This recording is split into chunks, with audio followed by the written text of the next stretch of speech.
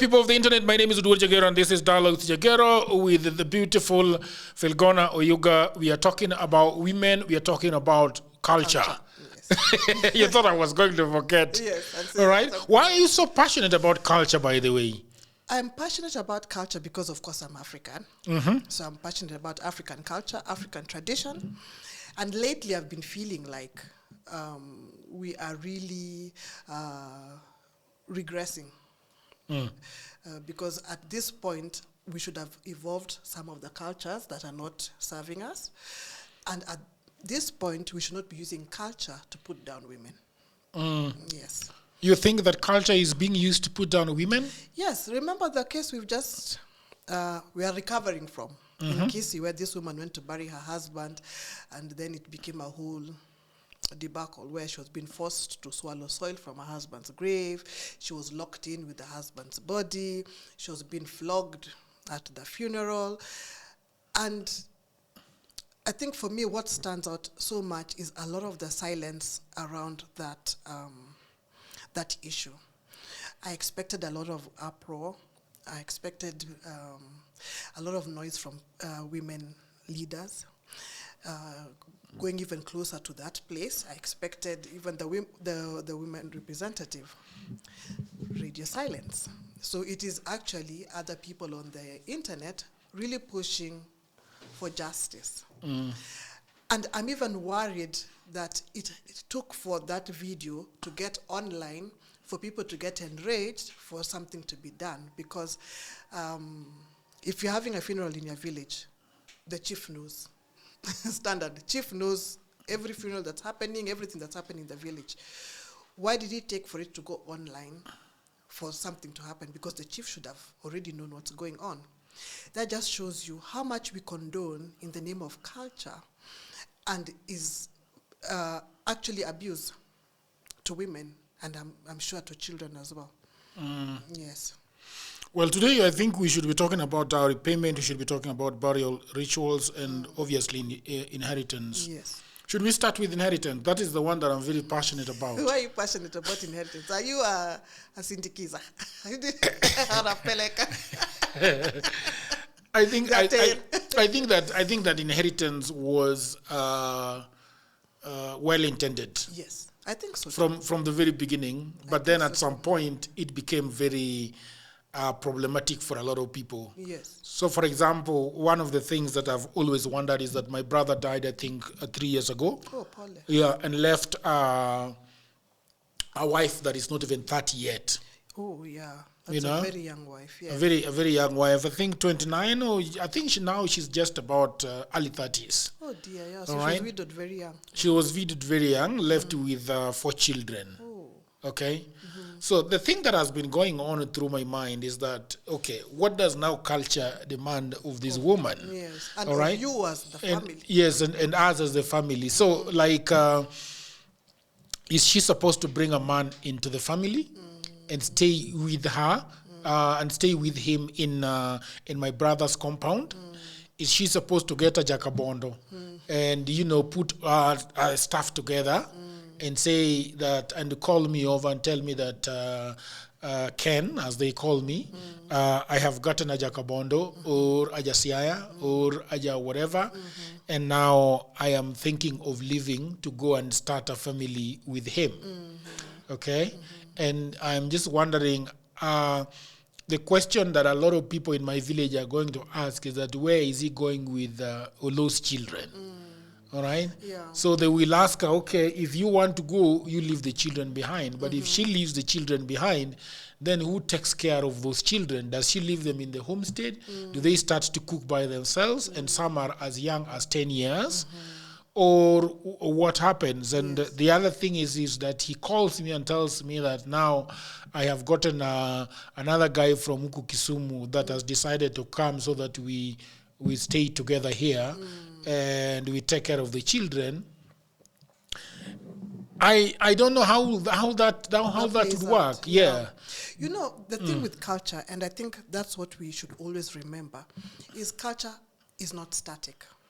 But as Africans, we stopped our culture at some point and then took over, the foreign religions and moved on. So that's why we sometimes think, oh, it is so backward. But culture is supposed to be progressive. Culture is supposed to evolve. So now what happens now is for you people to sit down and say, okay, this is what culture demands. Now the whole idea, as we said, remember you said that it was a noble idea because one, somebody could be widowed very young.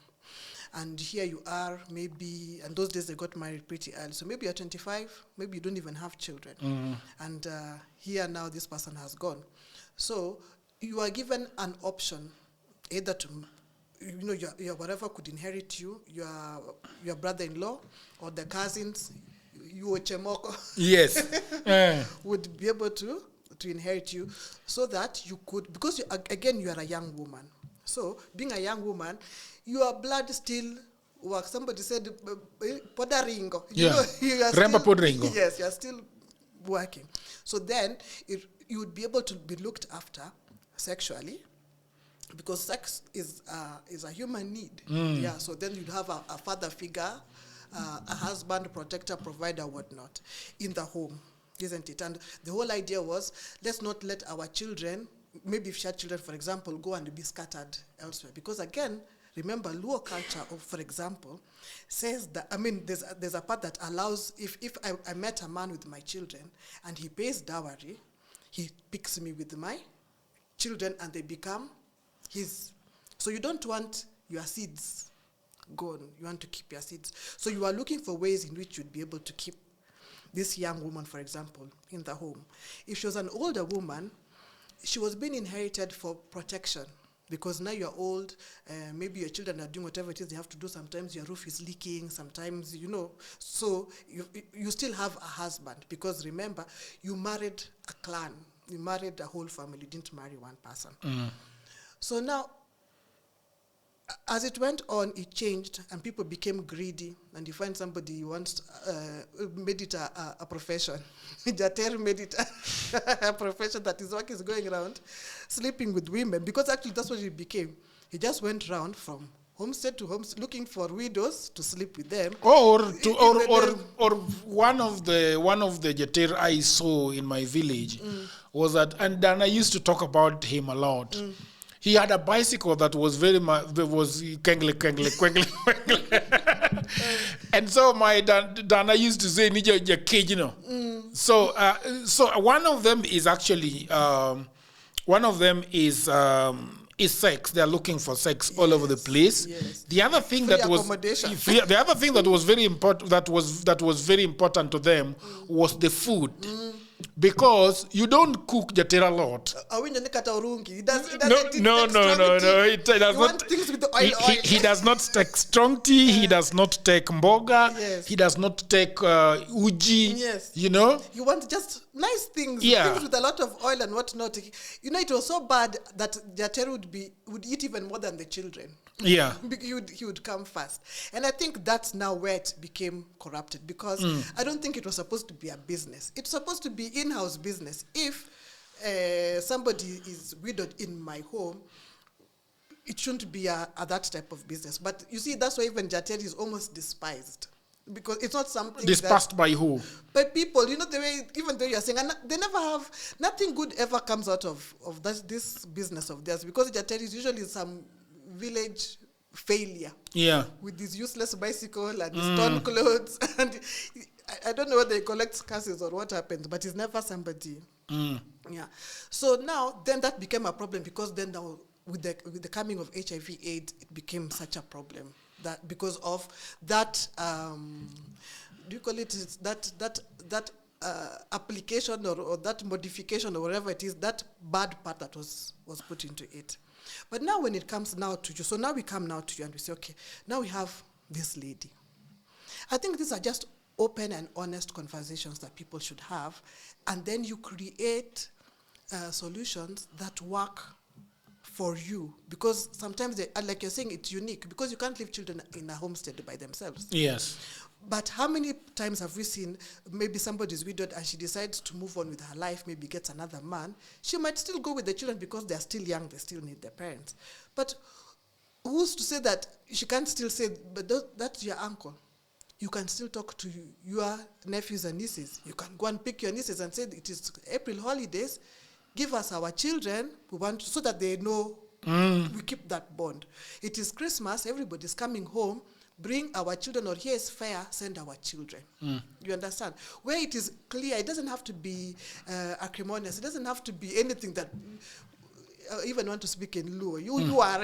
Yeah. You know, there should not be, but you see, it's a really tough call. It's a very, very tough call even for the woman. Yes. How she uproots herself from this home and then goes and starts another home with the other person. And for example, sometimes I just think it could be hard. Personal. And also, for example, you could be by the time you are losing your husband, you could be having a child that is, let's say, 16 years old. Oh, yes. A 16-year-old child is not somebody that you can just park in a car and move with. Yeah. No, and sometimes they refuse. They say, me, I'm not going there. Which is okay, because now then you say, here's Uncle Ken. Uncle Ken, this your children, I didn't come here with children. These are your children. This is your brother's child who doesn't want to go. Because you see, at the end of the day, you can't stop her from living her life. Only she can decide. And that's also what women should also start remembering, and especially when it comes to culture. And some of these modifications that have been made on culture, is that you have a choice. The problem is, and even with this case that we saw recently in Casey, is women don't believe they have a choice. Women have, because for example, like this particular woman was even estranged. They had a problem, the man, and she said it, the man never loved me. I don't know why he didn't love me, but me, I loved him. I did what I was supposed to do. Even when he was sick, I came back. You have a choice. You don't have to come back. You understand? You really don't have to come back. If it's not working, you've gone, stay gone. If the children can go and bury their father, let somebody send the fare for the children, go, but you have no business there. So the same thing with your sister-in-law. She has a choice. Same way, the children also have a choice. If it's a child that can make a decision, because it is not a fight. It is not, I don't know why people think that when a woman wants to go on with her life, it must be a whole war. It's not a war. Things can be worked out where, listen, this boy is 18. He knows his home. He prefers to be in his home. He prefers to be with his people. It is okay. How do we make it work? And you people sit down and say, okay, he can stay here maybe he's going to boarding school. He can go to school over the holidays. He can come. A few days he can come and visit you because you are still his mother or whatever it is. And that's it. Just because she's moving on with her life doesn't mean she hates her children or she hates or even her former in-laws, or now she hates her dead husband. Life must go on. Do you think that they should be coming to bury their husbands? Because it is usually a very touchy issue, and a lot of wounds get open when they come. Yes. Some feel that she abandoned our brother and now she's coming back. They don't even know for what reason, especially for wealthy homes, when suddenly a woman shows up when the husband is dead, and they had left each other a long time ago, divorced or otherwise, or walikosana tu, and then they went their different ways, and then the other lady that probably there is no wealth involved, but she just feels like, okay, this is a man that I knew for a long time and is now deceased, and there is an impending burial. I think that I should just go and stand by the grave. And it's something that there's nothing wrong with going. And there's nothing wrong with not going. I would say there's nothing wrong with not going. Yes, I would say this: make sure that where you are going, you understand those people. You know, because if you are married in this home, you know what type of home that is. So make sure your safety is paramount. Because what is the point of me going there to stand with the cops? First of all, maybe we didn't even like each other. Then after that, I'm beaten. Like what use is it to me? I could have continued with my things. Yeah. So it's not, and the reason also very many women think they must go is because of that same culture that somebody has tweaked somewhere to make it make sense for them at that time. Yeah. So you'll hear somebody say, oh, it is wrong if you don't come to bury the father of your children, this will happen, and then you will fight with that devil when he comes. Because you can't expect also that this woman has no feelings or has no life that she has, wherever it is, isn't it? So some of these things women must actually make conscious decisions. They must make wise decisions. You know where you are married. If these people are so traditional, they're doing such things, why do you want to go and put yourself in that situation in the first place? I know of somebody who went to a funeral with, and she happened to be a second wife. And she has children with this man, and she wants to go and bury this man, but of course the first home are very hostile towards her. But she said she's going to bury the first wife. Yes. And she has, of course, the first wife usually will have older children and bigger, maybe stronger than the second one. And probably started working and, Yes. and are you know, more powerful economically. Exactly. So these ones will tell her, if you come, we are going to beat you. But as she's saying, I'm going to go.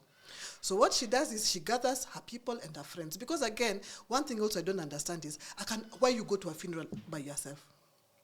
If you don't, and I'm saying this not even arrogantly or ignorantly, because there are people who don't have people. You could have been born alone, people died, you are yourself, you don't know anybody. Maybe you didn't make that many friends or whatever it is. You don't have a community, you don't have a church, whatever that can support you. In that case, if you know what type of people these people are, don't go.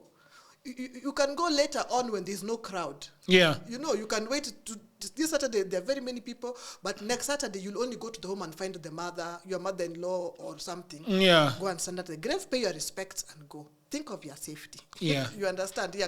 I actually really like that. Yeah. Nothing is more important. You don't have to go there when they're being lowered into the grave. Yes, when everybody's feeling some kind of way and everybody's temperature equal to, everyone is angry. They're angry and whatnot. Yeah, let those people disperse, and you just walk by one of the days and go and do whatever it is you have to do. So this lady gets her friends.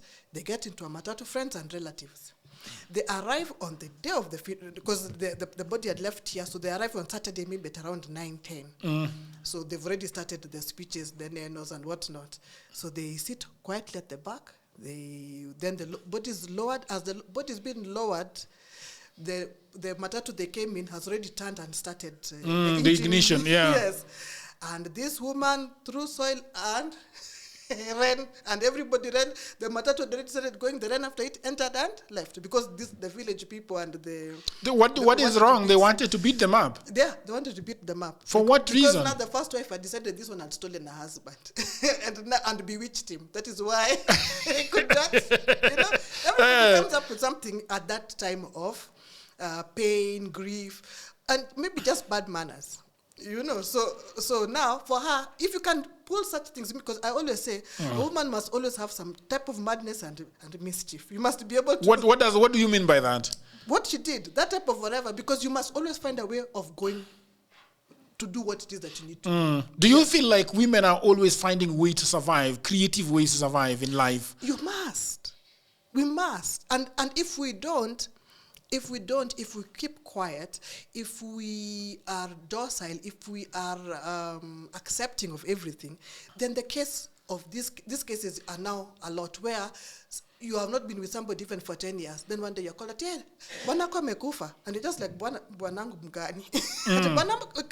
Come. And now you are quiet. Find ways.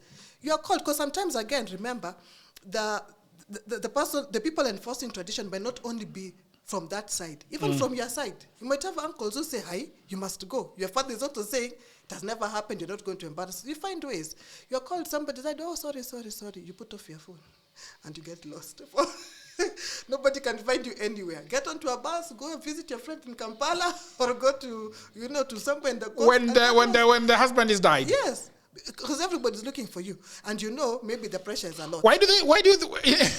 In fact, even in Luo culture, they tend to be looking for the wife a lot, even when they have left each other. Yes. What is the reason why they are looking for the wife? I've not understood it yet, because I've been trying to find the spiritual reason, the cultural reason. I don't know, because you have the bodies you bury. What did you need me for? But they believe, there's a lot of. Is it called queer? I know why they need the man, the woman, to keep the body company before burial. No, his brothers and sisters and the other women can keep him company. Why must it be you? Because sometimes he might have even had somebody else, but they want to look for Mikai. Mikai, yes, the first one. For people who don't know what Mikai is, that is the first wife. Yes. Yeah. So you want to look for her from some. So if you know that you're in a place where these things mean so much to people, and where you feel that you will not be comfortable, one, maybe because now you are even a Christian or a Muslim, you don't practice some of these things. Or maybe where you feel that some of these things are unfair, and even if you try to raise your argument at that time, nobody will listen, because at that time, everybody is feeling something. Put off your phone and get lost. If they want, they can keep the body for 2 months. Something has just crossed my mind when you're talking about queer the culture. I don't know whether, I think we should also talk about men and culture, because it is very, very important. But if culture, so far, favors men. It could favor men, but sometimes it also puts men in a very difficult situation. So, for example, I grew up in my father's home state, okay? And so my father died and my mother followed shortly after, all right? And my elder brother was already having his Simba, okay? But then my elder brother did not want to stay around there, because my grandmother had already given him some land, some piece of land, and he wanted to go and start his homestead. So he actually left my father's, homestead. Yes. And at some point, things just, my father's house went down, became a rubble. I don't know what happened to the fence. It just became a place that was not really inhospitable. They call it Gunda. Gunda, yeah. It became Gunda. And so when I wanted to build myself, I was expected by the village that I should go and put a Simba there, yes. Or I should go and build in my brother's compound. So that you can now live yes, from your brother's compound. So your brother is Jakori, your father is Jakori. So you can go and build a kamabati or whatever in that compound. But then for me, so when I found this piece of land next to my grandfather's home, which belonged to my father, part of it belonged to my father. The story is that my father bought some land, and then he built on a portion of it and left another very small portion of it next to it. So when I wanted to, so now my father's compound now belonged to our last born. Yes. So I went and spoke with him and told him, why don't you ngado na maten? So that I combined with this one that is remaining. Yes. So that's exactly what he did. He gave me a little bit of it, and then I combined with this one. And then I said, okay, now I want to start fencing it and making it my home. Yes. But some of my uncle were very like, you can't do that, Like, you have to go and build at a low place or build in your father's homestead, and then now leave. Yes. So then I was like, I'm not going to do that. I was sleeping when I was going home, I would either sleep at my brother's place, yes, or I would sleep in my grandmother's homestead, yes. But then at some point, I think some things happened there. One of my cousins came and attacked me there at night, and my baby was really young. Oh dear. Well, I think my Maya was not even a year old. Oh dear. For some differences that we had. And I felt like, and my wife also did not feel like living in my grandmother's house. Yes, she told me that she was feeling funny about it. She's looking at her. she's born in town, and the village can be very chilly at night. Yeah, chilly. It can be. Yeah, scary. It can be very scary, and she kept telling me that she can feel the presence of my grandmother in the house, yes. And that was really, she didn't like it at all. You're used to your grandmother. Yeah. So even if she's around, you don't feel it. I don't feel it. But for somebody new. But you see, funny enough, because I sort of decided to believe my wife at some point, because this is a very funny story.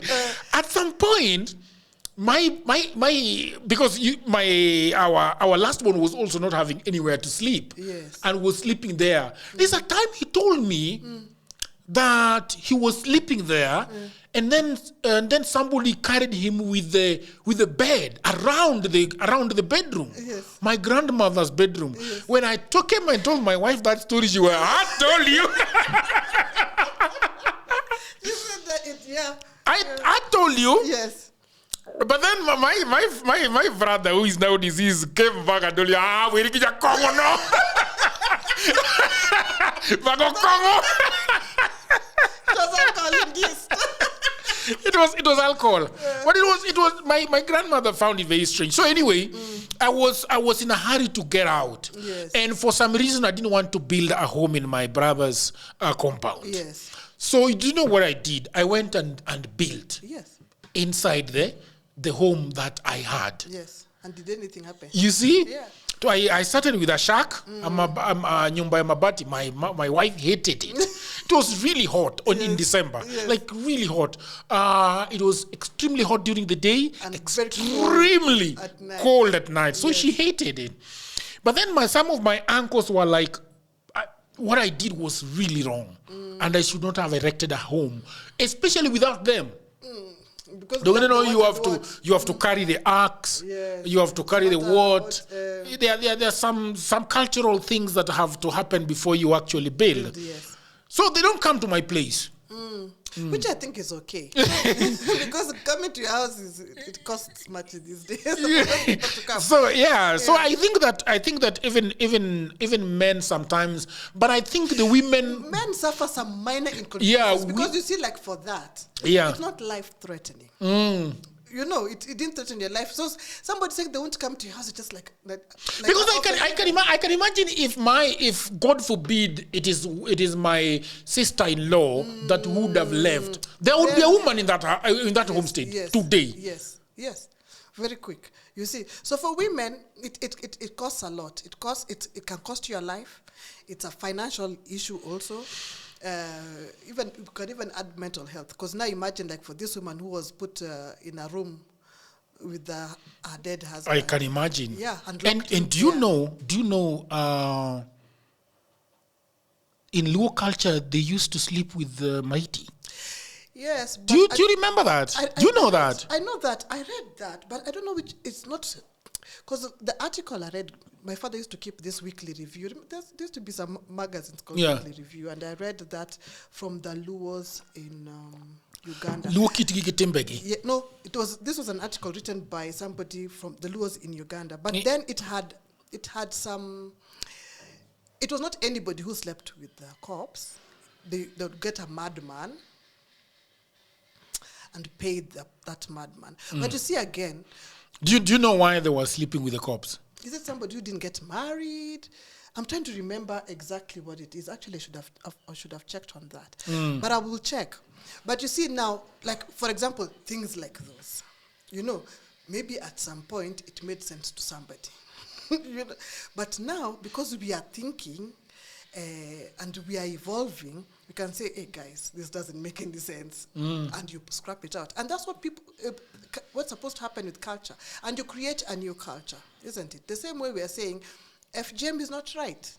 Can we think of something else? And people are coming up with. By the way, let me ask you about FGM. Mm-hmm. There is a lady that works in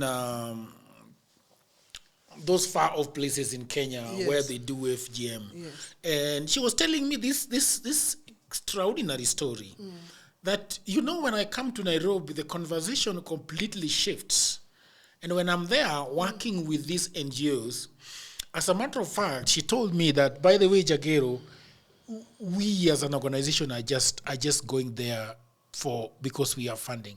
But there is nothing we are changing there, because when we go there, the conversation that is there is that everybody is proud of it. The women are very proud of it. The girls are very proud of it. Everybody else is proud of it. But when we go there and even start this conversation to them, they are saying, are you guys mad? Because this is our culture. We love it. I can believe that, because I know because I know cases practice FGM. Yeah.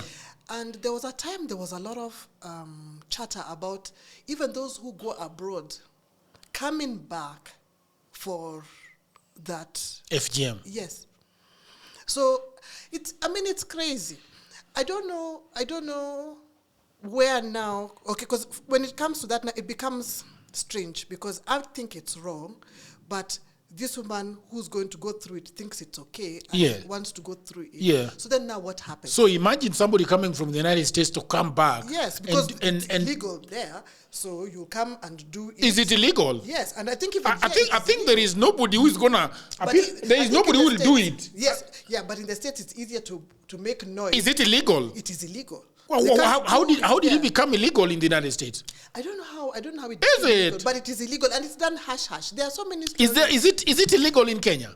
It should be illegal in Kenya. Is it? Because even here it's not done openly. Somebody was saying there are some nurses who will actually do it. Where? At the time here in Kenya. In Nairobi? Not in Nairobi, but in the places where it is practiced. There are people who will come from, if you grew up abroad and whatnot, you'll bring your person here.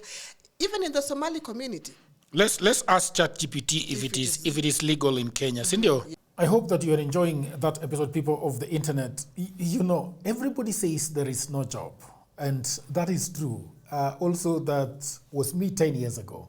The problem is that everybody is trying to get a job in their own town, in their own city, in their marketplace. They ask friends for jobs. Mothers call uncles, uncles call fathers, but there are no jobs, right?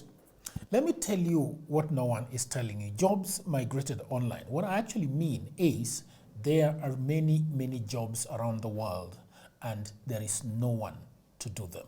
I have worked for a long time online, I think more than 10 years. I work for Americans, I work for Europeans, I work for the Chinese, the Australian, Canadians, the Ugandans, name all of them. And last year, I had a eureka moment. I said to myself, you know what? I should compile what I have been doing for the last 15 years. So in 2024, I wrote a book called Gold Mine, 18 Side Hustles for Africans. And it sold a lot of copies. In fact, sometimes I was receiving 500 orders in a day. In 2025, something happened. AI came. I think in 2025, AI came. AI came in 2024, but in 2025, it is here with us. And people say AI is taking away their jobs. And for me, I'll say false. There are actually AI jobs. Na mimi ni nani? I created more jobs. We now have in my book 25 online and offline side hustles that you can do anywhere in the world, whether you are in the village, whether you are in your small town, whether you're in a marketplace, whether you are in your house, you can do them. In this powerful volume 2, I share 25 new actionable online hustles specifically researched and tailored for Africans. My new book provides clear step-by-step guidance, drawing from my extensive experience and research, including the mistakes I have made and lessons I have learned over 15 years in this online job market. You can become an executive assistant to busy folks in Europe, America, and Canada. You can also get paid for tasks like watching videos and taking online surveys. There are many of them and they're in my book. You can also build a business as a virtual assistant, start an e-commerce without a shilling. You can also become an affiliate marketer or an online English tutor. And you can also do tens of AI jobs, and they're all in these books. If you have a job, that is fine, but I know around you there are so many people that are always looking for jobs and at home watching Netflix. Buy this book for your brother, for your sister, for your mother, cousin, husband, who is back at home all day, all night watching Netflix. Okay? Buy it for your friends. That friend who is always asking you for cash, you can buy this book for them. All the information is in the description below. You can also inbox me, you can WhatsApp me, or you can go to my website, which is oduorjagero.co.ke. The book is only 1,000 Kenya shillings. Or if you're anywhere around the world, the book is $10. So thank you very much. Back to programming.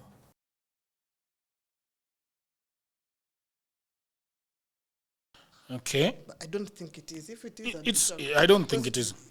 It's classified as violation of human rights. Is it? Hello there. They don't want to talk to you. Hello? Hi, ChatGPT, what happened? You don't want to talk to me? Alikula fair. Alikula fair. Let's try it again. Let's see. Hello. Hello. Hi there. Hi. How are you? Why are you not speaking to me? I can hear you. Is there something specific you need help with? Yeah. Gender. What is it called? Female genital mutilation in Kenya. Is it legal or illegal? Female genital mutilation, FGM, is illegal in Kenya. The Prohibition of Female Genital Mutilation Act of 2011 criminalizes the practice, and there's a dedicated board to enforce this law. However, it still occurs in some areas despite these legal measures. All right, thank you. So now we know it's illegal in Kenya. Yeah. And there is a board that is supposed to be taking care of. And you see, these are the things that are now worrying, because you see, a lot of what we call cultural practices, because of the exposure we have now, we feel are not fair to women. They're dangerous to, not your physical being, whatever it is. But then we have people who are in places of authority who think that it's okay. So where do we separate the human, because you can believe it, but we should not care that you believe it. This is the law. Can you enforce the law? The same thing you'll see now. And I was telling somebody, you see, people had been arrested with that case in Kisii. I want to say that some elders will go and talk to that woman, and she will forgive them, and she'll be told this is our, because I think even an elder came out and said nothing happened. That was not a violation of human rights. If people are not happy, they think you killed your husband, then you must prove you didn't kill your husband by putting soil is a must.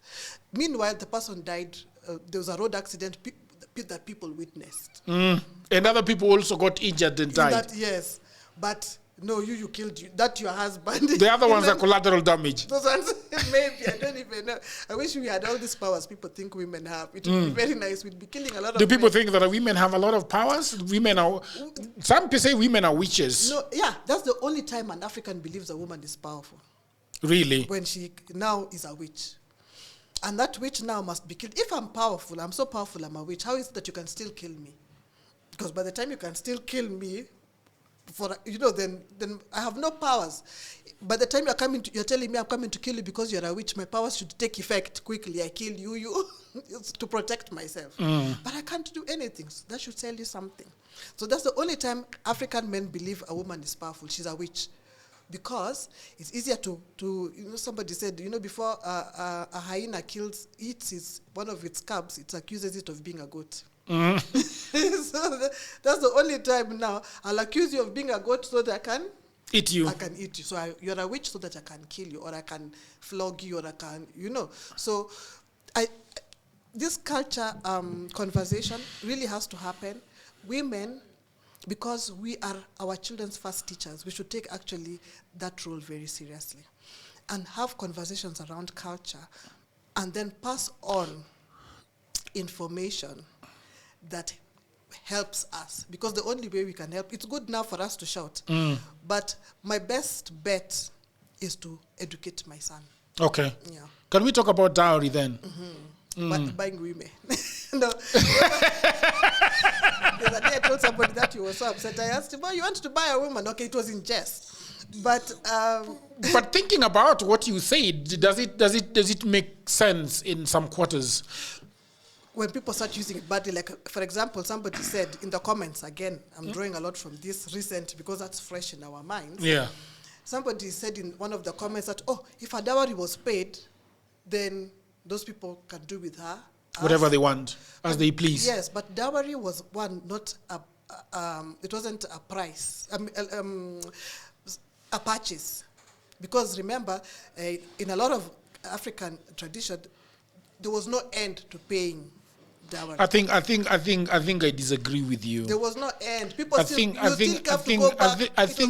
the issue of dowry is very is very different in different communities.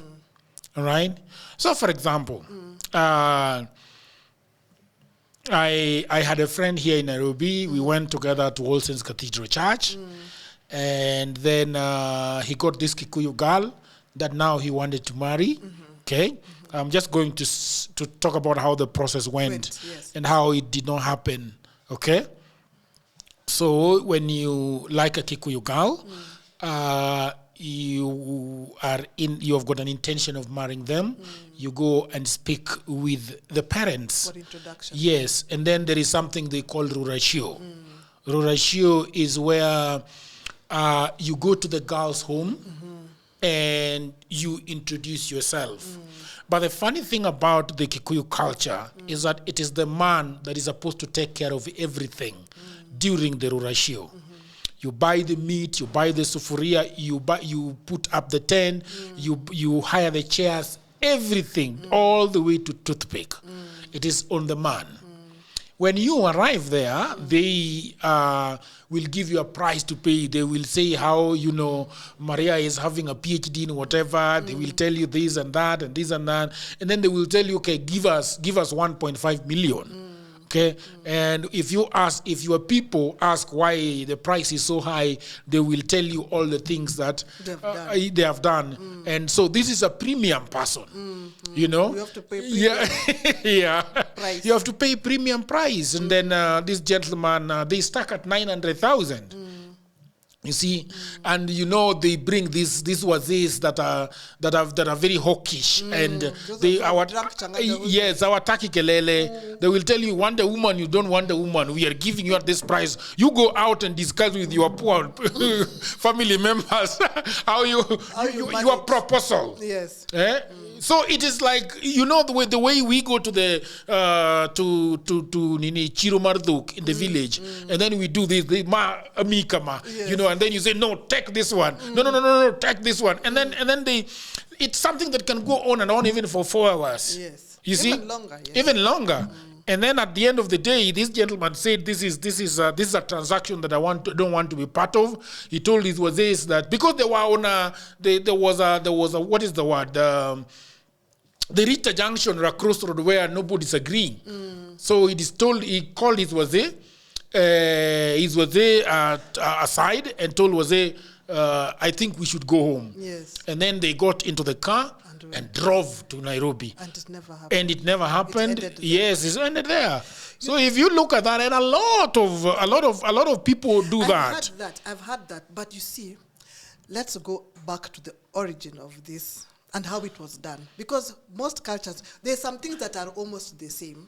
Then there are things that would be different. You see, like now, even the campus. For example, I was not done yet, but I wanted to draw parallels with the Luo culture, for example. And I've gone to 3 of them. You didn't go to yours? Did you go to your own? My own? Did you go and pay dowry? No. I have gone there and seen my mother-in-law a few times, but I'm not finished yet. Just like you're saying, yes. but in Luo culture, what happens is that, as a matter of fact, in Luo culture, the woman used to come, stays, gives birth, 1 or 2, and then the man says that now I think I should go and see their parents. And say I have you. Yes, because the Luos believed in whether bad or good that you must be sure of this woman that you brought into your homestead. So they will look at her attitude, they will look at her tabia, how hardworking she is, whether she's fertile, which was very important in Luo land, okay? And then they decide, okay, now let us go and pay homage to the parents. And most of the time, there will be no negotiation. Whatever you take there, mostly it was Niroya Reo, Niroya Dek, Niroya Ngwen, Niroya Uchiel, or if you're a rich man, you could put so many in a pickup and take there.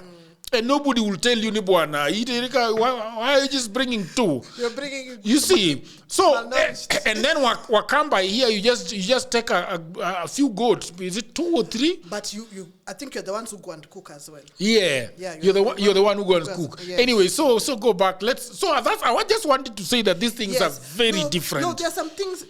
In when you say like steps and whatnot. Yeah. Again, remember we have said fast we evolve. But even at the beginning, the principles are the same, where you must come and introduce yourself. You must then identify the girl. Say it is this one. You must talk. Her mother must agree, because her mother was also important to agree. And I think that's across cultures. Whatever it is, they called it, but there was some sort of a year. In that whatever, yes. yeah. The first visit is actually a year. Yes, yeah. So you it was back forth until you whatever. So, and this was the thing. Again, traditionally, your people didn't want to give you away easily because you were not cheap. We are not throwing you away. We don't want you to be disrespected that we just agree that, take then.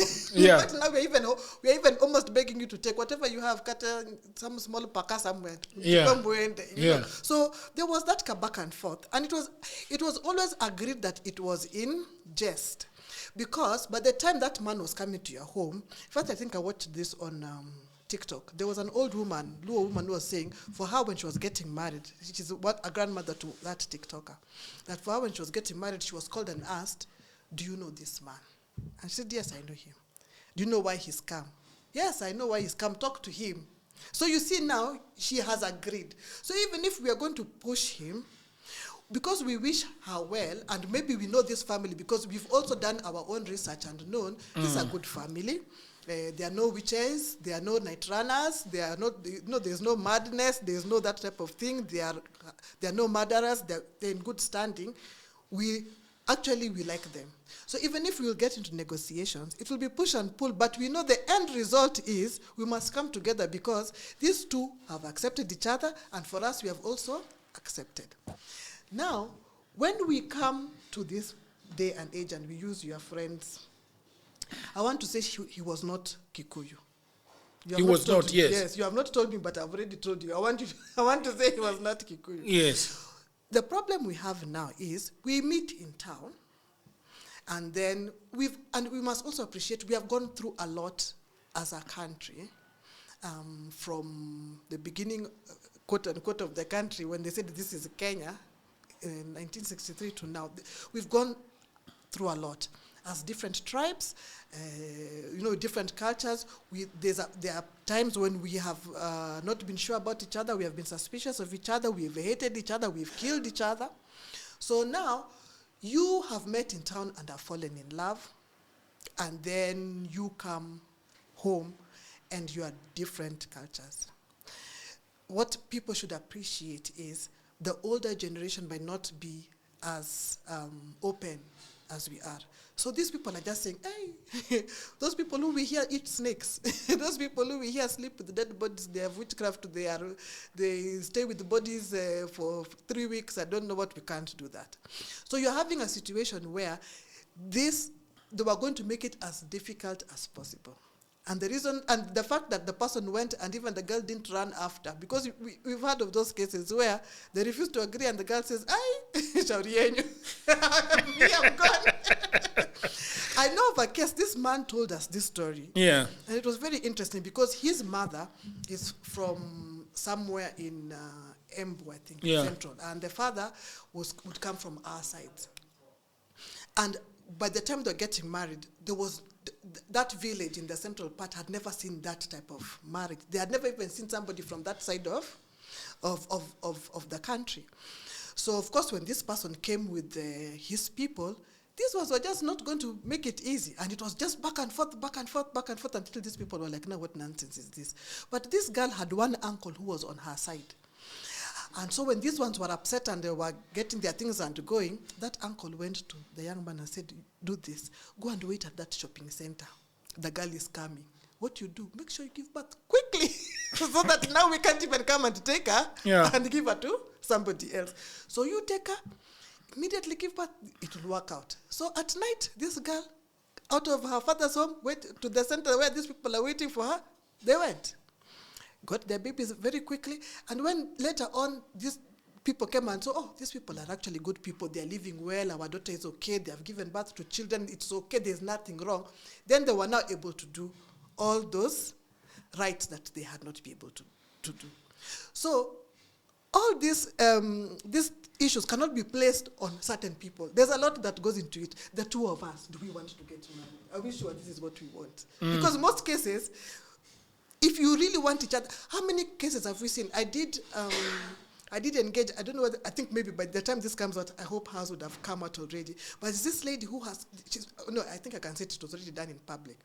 This lady is from a Christian African background and meets an Indian from a Muslim background, and they have such a beautiful love story. Everything is going against them. So you can't blame those old people.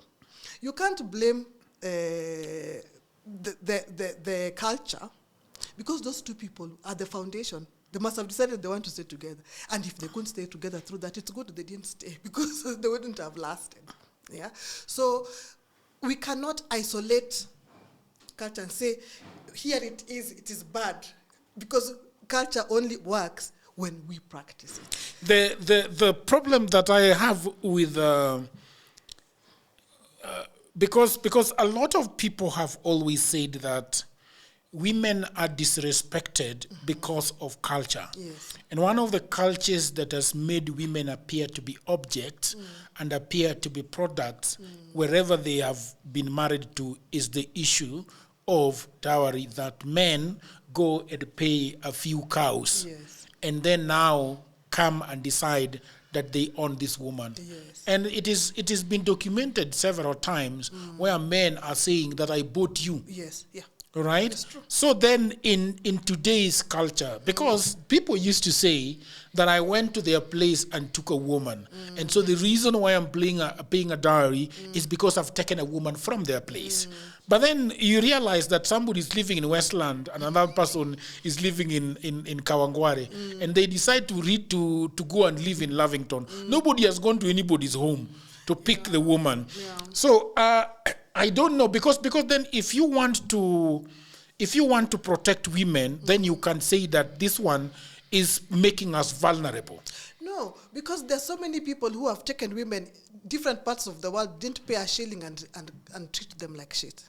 So it is not, remember we have said this, it's not culture, it is the people practicing it. Because you can say don't pay dowry anymore, but the animal is still the animal. It's not going to change now to be a lamb. The idea is what I'm talking about. The idea which is noble. It makes sense. Of course, there are people who said that type of rubbish. Yeah. But the original idea, remember, let's go back to the origins. We are saying there's the original idea, there's what people have adulterated, then there is now we are saying it can be different because we can pick the good and continue the good. The whole idea of dowry payment was for us to be able to know each other because we are coming from different, isn't it? So there are a series of things where there's back and forth, and if you actually do it, it is very fun. You really enjoy, even that thing when they come and the aunties are at the gate and they refuse to open and say, first you must sing us a song. Oh, this auntie likes to drink this wine. She's brought her wine. This other auntie wanted 2,000. If people are not malicious, remember again, these things have been abused where an auntie is feeling bad that her niece is getting married and they behave so badly that she spoils the relationship between the two families. But if people are good people, we have genuine people around you, everybody wants this for us, we are happy to be related, to create a relationship, then it's actually a very interesting thing. So we have a lot of back and forth, and it's fun. Oh, so identify your wife if you really know who you have come, and everybody has been covered, including an old woman, and everybody's laughing, and it is happy and all that. The whole idea of all this was for people to know each other. That is why there's no end to dowry payment, because we must still keep the relationship. You must still know that, you remember even for Luos, after you have even paid the dowry, there's a time we come to see where our daughter is going to be living, all fun, it is excitement, it is partying, it is... I like the way you are cheapening it. It's not cheapening. I like the way you are making light of the issue. No, let me land. But this issue allow me to land. So now, when you come now and you say that you can't take a few isolated cases and say that now let's remove it. Now suddenly men are going to behave better if you don't pay dowry. You want to tell me anyone who has not paid dowry for a woman has treated women well? I doubt. Exactly. I So that's doubt. what I'm saying. Yeah. So it is important for Africans. This is my thing. If we don't know each other, if we don't keep in touch with each other, you can play with my child because you don't know who I am. You think she's from nowhere. You understand? You didn't pick that child up. They are people. And you need constant reminder that there are people here. Are there bad cases? Yes. Are there good cases? Yes. Culture, remember, is what? Is us. Propagate the right one, and especially women. Yeah. Because women have a lot to lose in it. Remember, I told you, my best bet for changing culture is me teaching my children. Because women, again, are the ones, we are the keepers of tradition.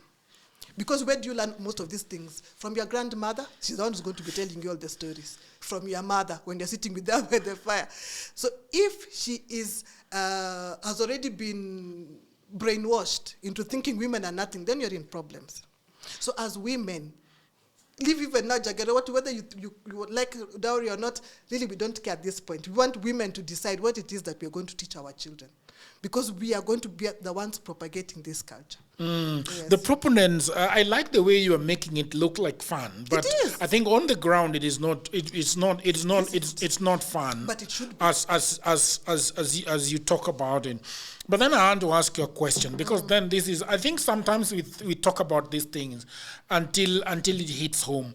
What do you say to a young man who is saying that I think dowry is overrated, I think that there is nothing I should pay, I don't want to pay dowry? What would you advise this young man? Okay, I have a son.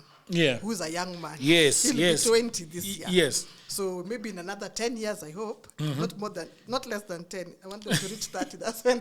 But I would insist. You want them to reach 30 to get married? Why? Yes. Hey, what are they doing? Why do you? This is for enjoying. I want them to enjoy their 20s. I want them to learn in their 20s. I want them to build in their 20s. Before you start having people depending on you, can you figure out who you are? Because that 20 and 30, I believe, is for you to parent yourself. You know, I have parented you till 20. I might have made mistakes. I might have done, you know. So between 20 and 30, now figure it out. If you need therapy, if you need what, work on yourself. But if they decide to get married at 25, what do you do? I've prayed. All I know is I've said. You're a witch. I'm a witch. But what will you tell them? What will you tell them when he doesn't want to get to pay dowry? So I don't know what the world will look like 10 years from now. But for me now, if say he was 30 now, I would insist on some sort of thing. He might not pay dowry, but there should be some sort of ceremony where that family and my family have an agreement. What sort of agreement? That these are our children. Yes. This is who I am. This is my track record, my belief system and whatnot. And we know what that type of, and we agree that we are going to support these people as much as possible. And if, knock wood, it can't work anymore, again, we will support them in leaving each other. Can I readjust my question? Yes. I want to readjust my question this way. He is okay with doing all those things, meeting the family, but he's saying that I don't want to pay dowry. Yes, that's what I'm saying. That's why I said, remember I said that is okay, because I don't know what the world will look like 10 years from now. But I will insist on some sort of on knowing the people, parents, meeting. And those people knowing us, and it's something that's done on occasion. Because I feel these days that there are very many men who think other people's daughters are their playthings. Okay. And I say that knowing that I have a son, I have a brother, I have cousins, I have uncles and whatnot.